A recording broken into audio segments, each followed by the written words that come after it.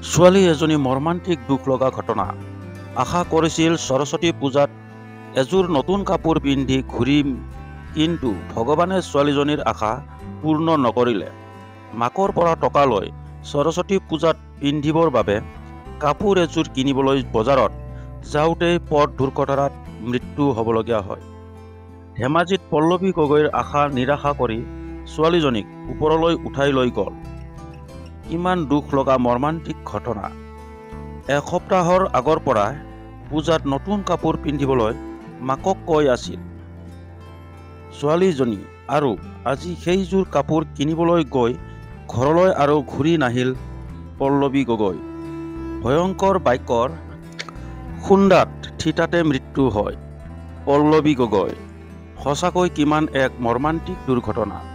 এই ঘটনাটোৱে ধেমাজিত এক শোকাকুল পৰিৱেশৰ সৃষ্টি কৰিছে। শেষত বন্ধুসকল, আপোনালোকলৈ অনুৰোধ, প্লিজ ভিডিঅ'টো লাইক কৰিব আৰু প্লিজ মোৰ চেনেলটো ছাবস্ক্ৰাইব কৰিব। ধন্যবাদ।